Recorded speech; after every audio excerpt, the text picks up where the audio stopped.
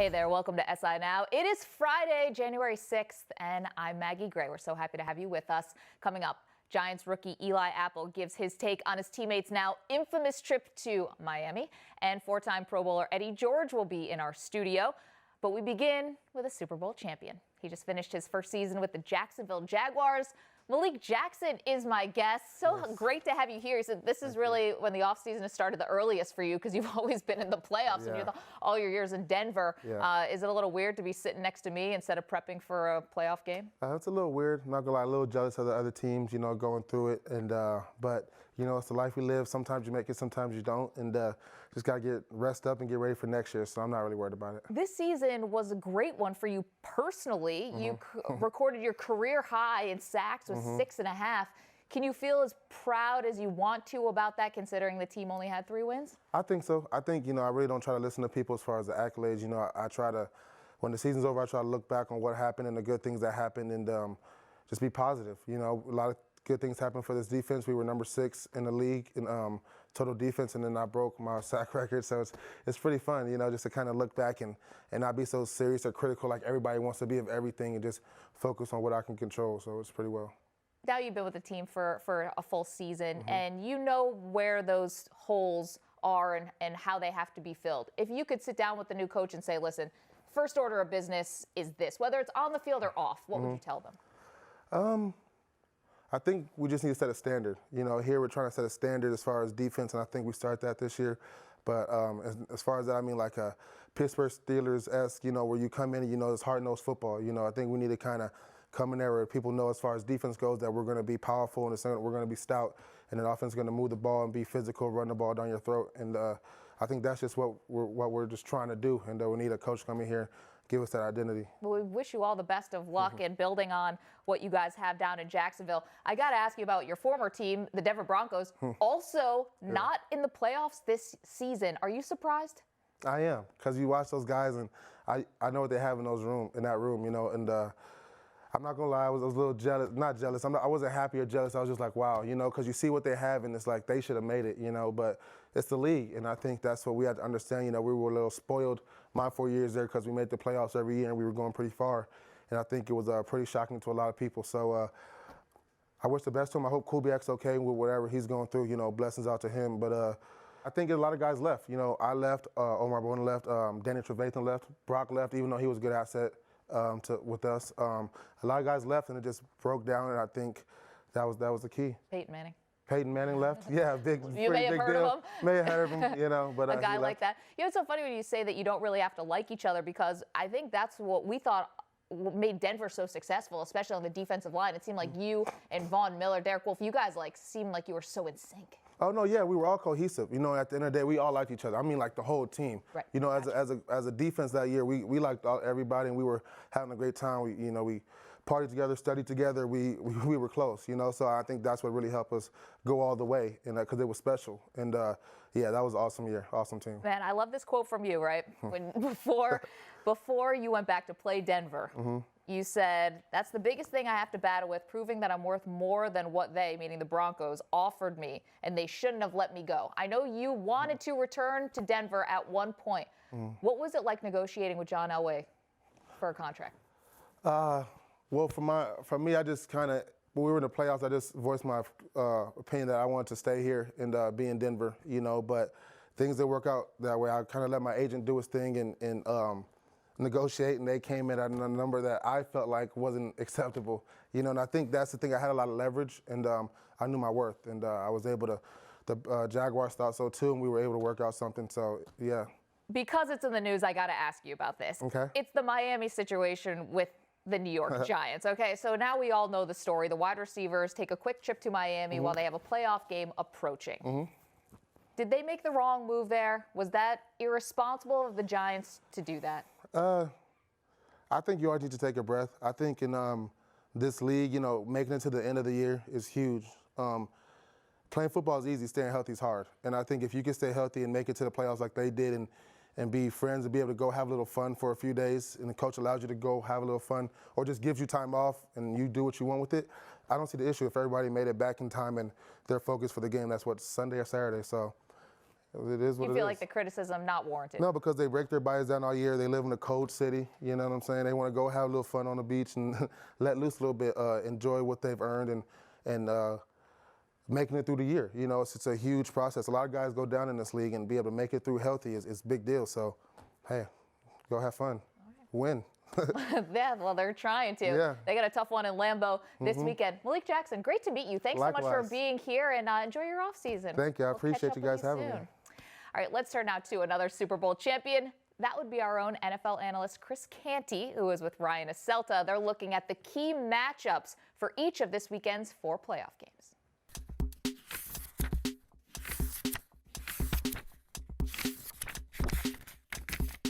All right, the NFL's wild card weekend is upon us. We're going to go 4 downs with Chris and tackle a key matchup in each of this weekend's 4 playoff games. And Chris, let's start with the silver and black attack. The Raiders find themselves in the playoffs for the first time since 2002. The key matchup here we're going to talk about, well, it gets going 4:30 on Saturday against the Texans. It looks like it's going to be Brock Osweiler for the Texans against Connor Cook for the Raiders.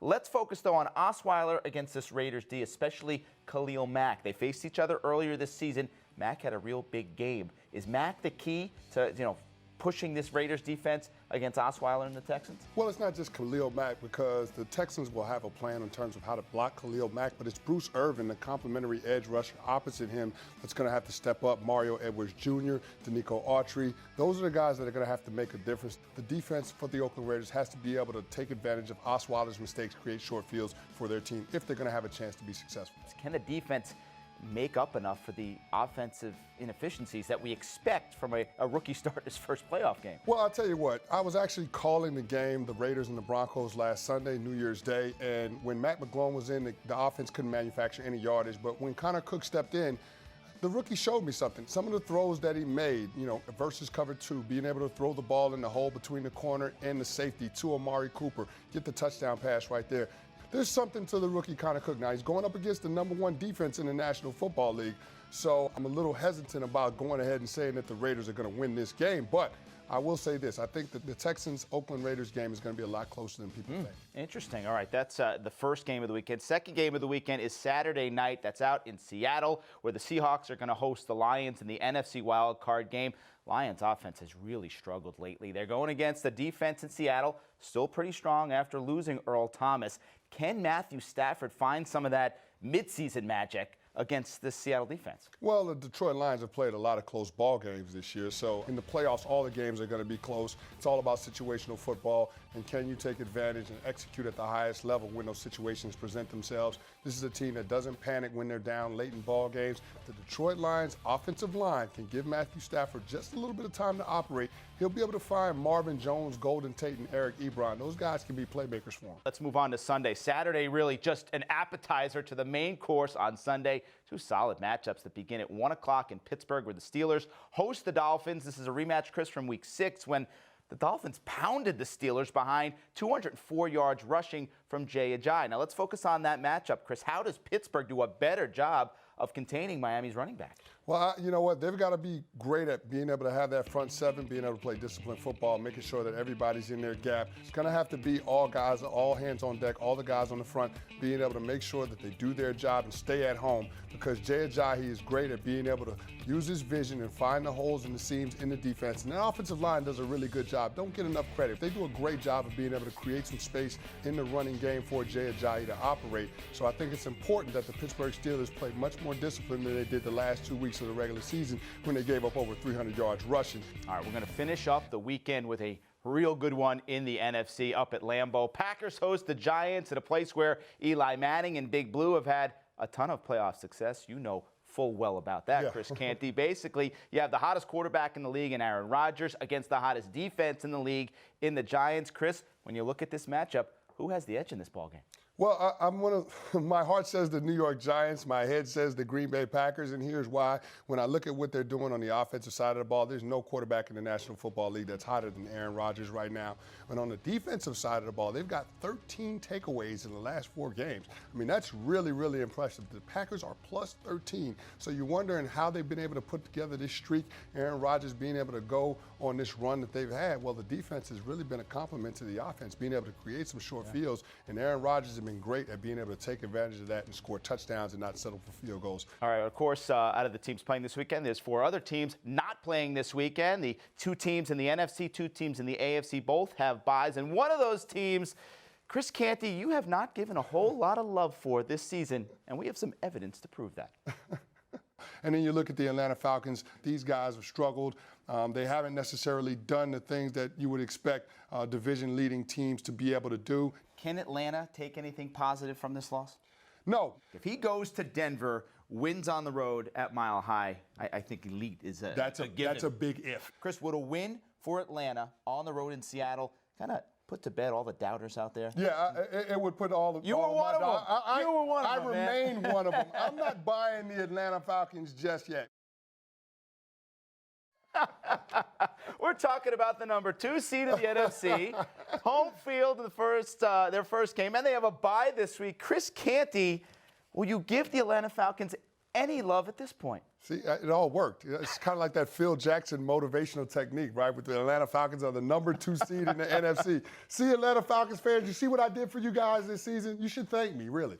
So you like maybe the Falcons in the NFC Championship listen, game? I like the Atlanta Falcons. Listen, I like the way Dan Quinn has this football team playing, Matt Ryan on the offensive side of the ball. And then you look at defense, Vic Beasley has really come around. Their top 10 draft pick from a year ago.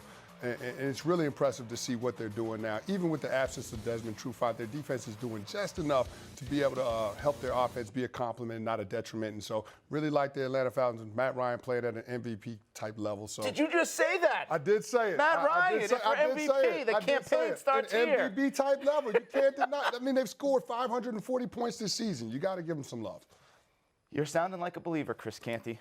I like it. It's going to be a wild weekend. Wild card weekend, one of the best weekends in football this weekend. We are looking forward to it. Maggie?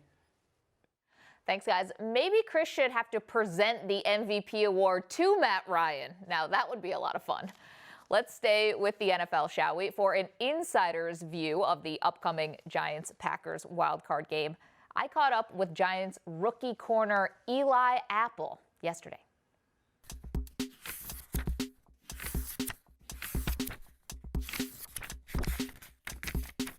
Eli, you guys have the game of the weekend. You're going to travel to Lambeau. What have some of the veterans told you about playing in the playoffs in Green Bay? They just told me that, the crowd's going to be even more loud. It's going to be a lot more intense. Just, the atmosphere and just, playing out there, everything's going to be amped up even more. So we know what we got to do. We just got to go out and execute.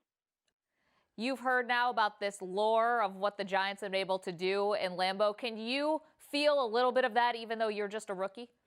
Right, I can feel a little bit. I know just being a fan of football, the Giants have played a couple games at Lambeau, and it's been historic. So I'm just looking forward to doing what I have to do my part to hopefully make another special moment happen in Lambeau for us. Aaron Rodgers is having one of the best stretches of his career. You've been studying the film. You just said you've been preparing your game plan. But what is Rodgers doing especially well right now? He's doing a great job of extending the plays and hitting his guys on target. He's just been playing phenomenal. All phases, just in the pocket, outside of the pocket, and we're just going to have to limit his big plays. It's been a good year for Ohio State rookies throughout the league. Obviously, you, Joey Bosa, Ezekiel Elliott. Do you feel like Zeke and the Cowboys are hoping to not see you guys for a third time this season, considering you've already beaten them twice? I don't think that at all. I know Zeke's an ultimate competitor. I know a couple other guys on the Cowboys. Just talking to them after the game, I know they were like, hopefully we get another chance to see you guys, and they're a fun team to play against. They always bring the best out of us. So, we just got to take it one game at a time and see what happens. Well, you've seen how stories, especially in the New York market, can take on a life of their own. You saw it when it happened with you briefly this year when your mom, Annie, took issue with John Mara. Now it's the wide receivers in their trip to Miami. What's it like dealing with that type of hailstorm?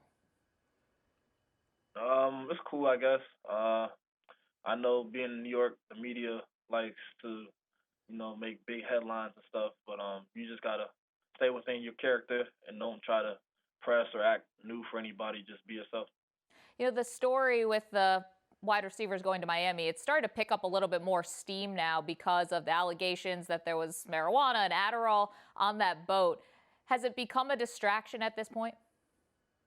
No, not at all. That's not something we've been thinking about. We've been focusing on Green Bay. Eli Manning, he's on his quest for his third Super Bowl.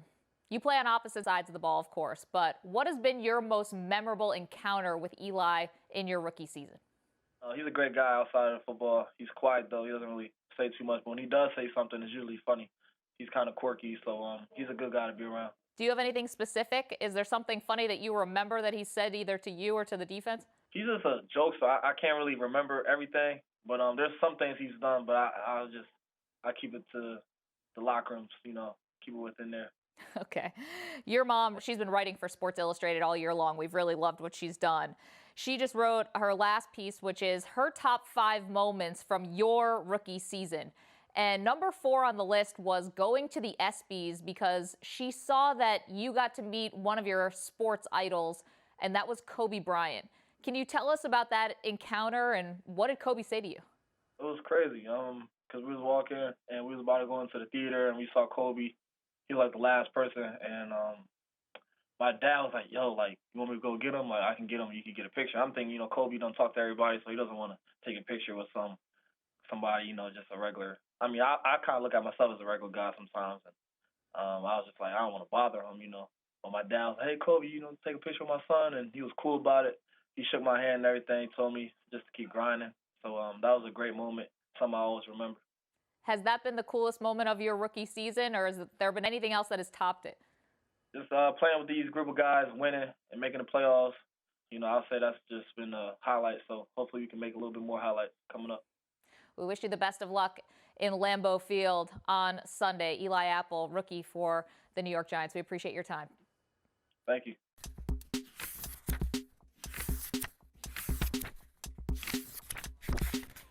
Who knows? There could be another memorable moment in Eli Apple's future this weekend in Green Bay, and that's just one of the games you won't want to miss. It's time for SI Now's Weekend Drive presented by Toyota. Let's go places.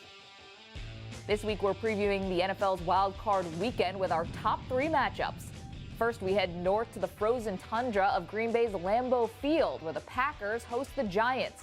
This will be the first playoff game for wideout Odell Beckham Jr. I feel like I've talked about it for years since I've been here, and it's finally here. And it's not really here until Sunday, I think, or even when we take off to go to Green Bay, and it all kind of will settle in. So I'm just trying to hold it all together, and I don't know where I'm gonna be at. I know I'm gonna be very amped up and very excited. The Giants could certainly use an amped-up Odell. Here's some history. These teams have met 8 times in the playoffs, with the winner going on to win the NFL championship or Super Bowl each time. Next to the Steel City, where the Dolphins will clash with the Steelers. One key matchup, that would be Dolphins defensive tackle Ndamukong Suh against running back Le'Veon Bell, who's averaging over 130 yards per game in his last 6 outings. I think we understood what type of runner he was, being a patient guy that wants to find the right hole and then obviously use his athletic ability to make plays. And we figured that out and had the opportunity to stop them. Obviously had a great job from our offense, and they moved the ball, ran the ball, had a great time of possession, and they got them behind the 8 ball, so they had to start to pass the ball and move down the field and make points. The Steelers have the 3rd best offense in the AFC, and this will be the first time that Bell, Antonio Brown, and Ben Roethlisberger appear in a playoff game together. Lastly, we travel to Seattle, where the Lions will battle the Seahawks. Despite their slow start to the season, Doug Baldwin cautions, don't sleep on Seattle. I think what it comes down to is just winning, period, no matter what it takes. And so we've seen teams throughout the course of history struggle to win those games. They did whatever they had to do. The recent memory goes back to the New York Giants. When I think they were 9-7, and they ended up winning the Super Bowl. Nobody would say that they had got their football right by the time the playoffs had come. Seattle has had good fortune playing at home in the postseason. They've won their last 9 home playoff games. And that's what's in store for this weekend.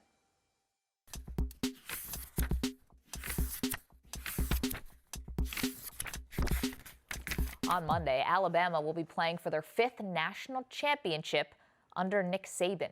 What has this stretch of greatness meant for the Tide? Here's John Wertheim with a closer look. Remember the comedy sketch, You Might Be a Redneck If? If your richest relative buys a new house and you have to help take the wheels off of it,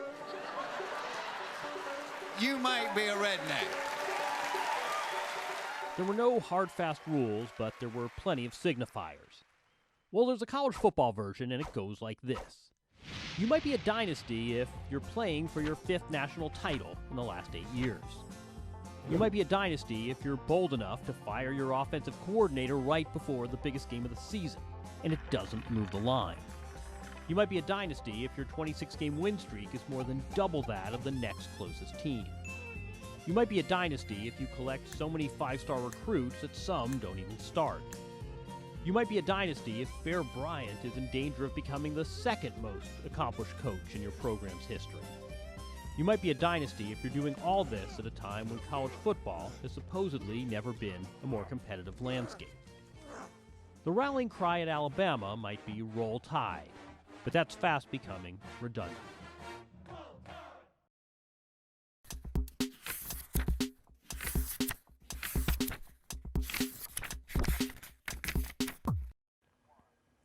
Alabama definitely a dynasty. Well, let's keep the college football conversation going and welcome in a Heisman Trophy winner and a member of the College Football Hall of Fame. That would be Eddie George. Eddie, I'm sorry about your Buckeyes. They get dismantled and blank 31-0. Now, none of us saw this coming. Did you? No, I didn't see it coming. I thought it would be a close game. I thought that Clemson would edge us because they had advantages on the defensive line going against our offensive line or Ohio State's offensive line. It's okay, it's you. Yeah, but you know, it's just one of those deals that got exposed, and I felt like the coaching staff didn't put their athletes in the best position offensively. Yeah, I felt like Mike Weber didn't get enough touches. He struggled, dropped the pass, had 2 fumbles, but had you got him established early, established a running game, it would have helped open up everything for Curtis Samuel and J.T. Barrett.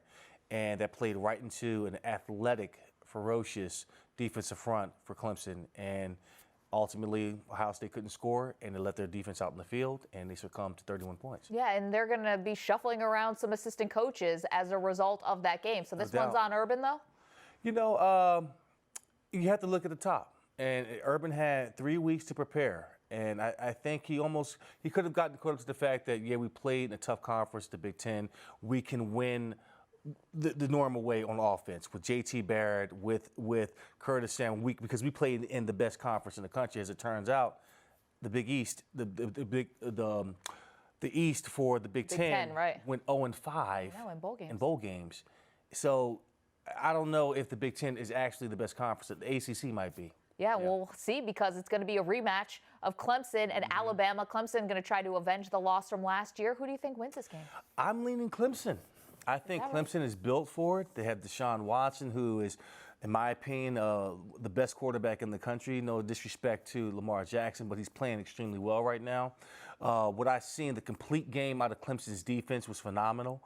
I think based off of what happened last year, them remembering that battle cry, trying to get back to this point, they're here, they've arrived, they're experienced, and I think if they play a clean game, keep the ball off the ground, don't give the ball over to Alabama's defense who can score, they have a great chance of winning this game. From man to man, I like Clemson to edge it out.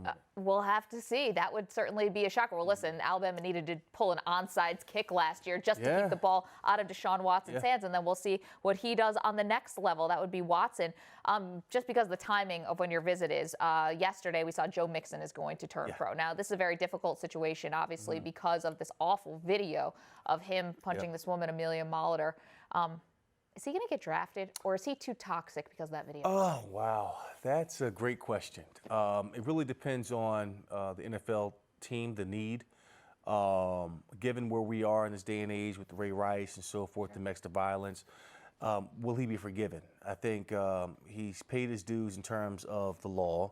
He sat out a year suspension at Oklahoma.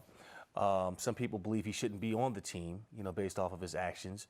But does he deserve a second chance? Is he remorseful? I think he is. So it depends on who wants to take on that headache in terms of PR is concerned for the team and so forth. And if there's a need there, he certainly is a talent. But I think there's a lesson to be learned about a young man and his ability just to walk away from a situation versus finding himself confrontational with somebody and being in that situation. So it's definitely something that you've got to learn from and grow from that. He walks into an NFL locker room for the first time. What's the response going to be? It's a different NFL now. I think guys are very aware of sort of, what other guys are doing, first of all, in their personal lives. Right. And I think also they're aware about the optics. Supported. He's going to be supported, and here's why. Guys understand men, and they know that we make mistakes. And if he's remorseful, if he now makes that a platform and gets out ahead of it and starts supporting domestic violence situations in the community, supporting different venues and so forth of that nature, I think he can be an advocate for that and really bring awareness to it. And guys can seek counseling because of that. So he can definitely bring out good because of this. Yeah, living his apology, I think, is what you're getting at there. And I completely agree with you. Let's talk about some happier topics, shall we? Let's talk about Ezekiel Elliott. He is our adrenaline performer presented by Toyota. Let's go places. Okay, he's had a fantastic rookie season, Eddie. Mm-hmm. What can he expect now in the playoffs? How are things going to be different for him? Well, they're not, because he's used to playing in the playoffs. But college is not the same as pro, is it? But in terms of intensity, playing for high stakes in front of a grand audience, the moment's not going to be big for him. So I think other teams should be aware of that with Ezekiel, because now he's well rested. He's going to sit out for the next 2 weeks. Didn't play against Philadelphia. He's got a bye week this week. He's going to come back fresh, hungry, and behind that great offensive line. It's going to be difficult to stop him because he understands what's at stake. I mean, he's played on a big stage. It doesn't get any bigger than Ohio State. So the moment's not going to take over him. He's going to define that moment. Very interesting. I love it. Nothing's bigger than Ohio State. He plays for the Dallas Cowboys. Listen. Comparable. It's comparable, but it's the same thing. He's played on some big stages. Yeah, he definitely has. You're absolutely right about that. Now, we know that he's going to be locked for Rookie of the Year, but he was also in the MVP discussion. Now, picking out the best running back and best quarterback this season, not a given. There are a lot of candidates, and you have a very special award that you've been working with, the FedEx Air and Ground Award, that is going to name, and they're going to be recruiting some help from the fans, the best quarterback, the best running back. Who would you be choosing? Wow. I will be picking from the quarterback position of the nominees, which is Drew Brees, Matt Ryan, and Aaron Rodgers, Matt Ryan. Phenomenal year. You take him off of the Atlanta Falcons organization, off the team, I don't know if they win 11 ball games. He's a phenomenal guy. He's been able to do it all year long, very consistent. As far as running the ball, it's another tough one because Ezekiel behind that great offensive line posted up 1,600. So you put Le'Veon Bell, David Johnson, you might get the same numbers. But I'm going to lean towards Zeke. I think he's the complete running back. He's the heart and soul of that Dallas offense right now. And I like him to be the player of the year for this great initiative. Yeah, FedEx Air and Ground NFL Player of the Year Awards. Fans can go NFL.com/FedEx through February 2nd. They can vote on Twitter also using hashtag Air and Ground and the nominee's last name, of course. And for a good cause, too, $50,000 to the USO, helping some of our military members get reacclimated. The name of both the ground and air player of the year, so a total of 100. Each. Yeah, so a total of 100. Yeah. 100K and helping those who serve us reacclimate to life here as civilians, so to speak. Eddie George, always great to see you. Thank you so much for being here. On the other side of 2017. Try to enjoy Monday night if you can. Oh, I am. I love college football, so I'm going to enjoy it for sure. Okay, great. Great to see you. Great seeing you too. And that's going to do it for this Friday episode of SI Now. We'll see you back here on Monday at 1 p.m. Eastern when I'll be joined by 18-time Grand Slam singles champion Chrissy Everett. Until then, stick with SI.com for all the latest news, and don't forget to follow us on Twitter, will you? At SI Now Live is our handle. Have a great weekend. We'll see you back here on Monday.